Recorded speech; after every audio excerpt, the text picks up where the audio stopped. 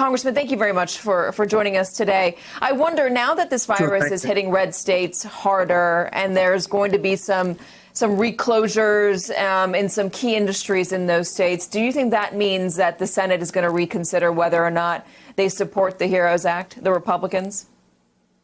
Hey, I think the Senate is under a lot of pressure. I think the Republican senators are under a lot of pressure and are talking to McConnell about a need for a robust response to what we see going on around the country, and particularly in those states along the southern border who got people back to work, which we all want to see, but we don't want to see that when we see the deaths spike and the hospitalizations spike and our system overwhelmed.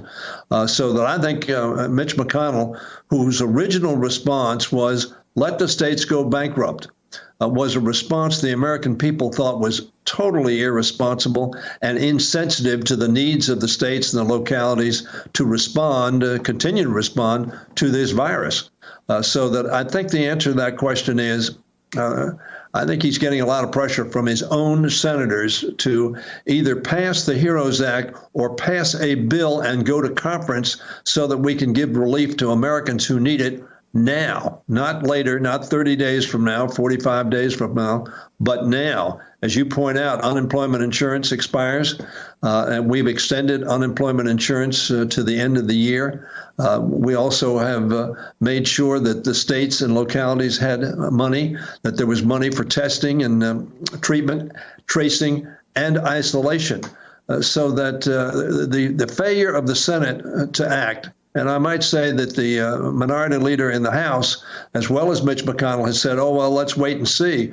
Well, we've waited, we've seen, and people are dying, and people are getting sicker, and in numbers out of proportion to the rest of the world. So that action now is absolutely essential if we act responsibly on behalf of the American people.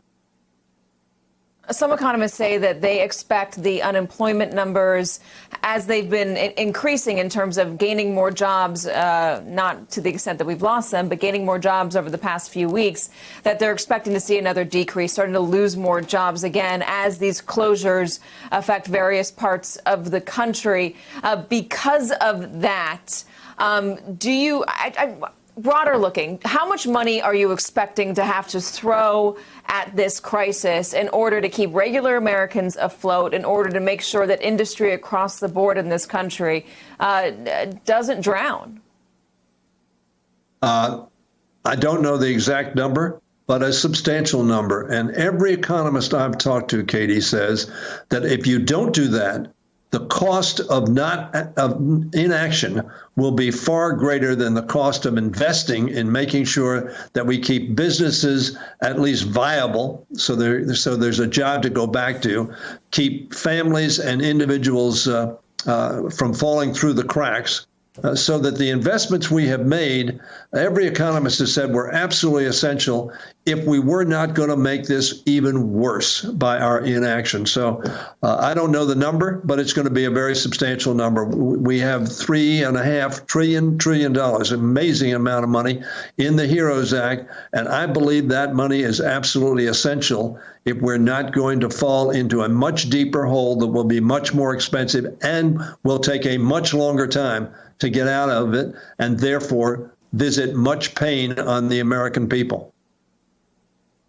Is it worth trying to be more surgical about where this money goes right now? And I say this when you're talking about unemployment insurance and the de-incentivizing people to go back to work. There are some people that do make more money off their unemployment insurance than they do at their jobs. I've talked to employers and employees who said they're having a hard time convincing their employees to come back, and employees who've said, I've got no reason to go back right now when I have this unemployment insurance. That is a segment of people. It is not everybody. So is there a way to be more surgical, to target those who don't have jobs to go back to, whose jobs are permanently gone because of this crisis, and incentivize those that can go back earlier? I think that makes sense, Katie. However, the problem with that is it takes time to be surgical, to ferret out.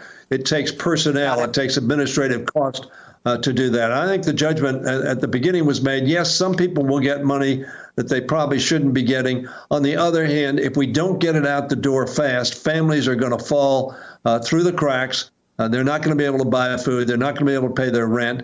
And that's another thing we have in the HEROES bill, the ability to help renters and mortgage holders who need to pay their mortgages, which is good for lenders. It's good for people who own rental properties as well as those who live in them.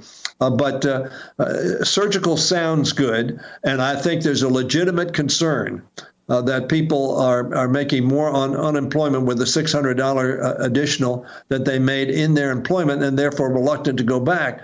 But one of the things that we have to also deal with is childcare, because you now have parents who are put in the position of, if I go back to work, well, maybe I'm making a little more now, but if I make less and have added child care expenses on top of that, and it's tough to get child care. Why? Because frankly, people who care for children are reluctant to have children in that they don't know, and parents are reluctant to have people they don't know care for their children. So it's a tough situation, and surgical sounds good until you understand how long time it will take to target specifically and how much of an administrative cost will be added to the administration of that, the distribution of those dollars. So yes, it makes sense. And yes, I think employers are having a problem, because I think they are meeting an employee who says, look, I'm getting $40,000, $50,000 with unemployment and the $600, and I really can't afford to go back because I'll have to get child care. Why? Because my kids aren't in school. It's another challenge that we have money for, as your reporter indicated, in the HEROES bill. So the Senate ought to either pass our bill or pass their own bill and send it back to us, and we'll have a conference and try to figure out quickly the best road to take. But doing nothing is not an option that is acceptable to the American people, nor ought it be. Point well taken on time. House Majority Leader Steny Hoyer, thank you so much for joining us, sir. We appreciate all of your perspective and insight. Katie, thank you very much.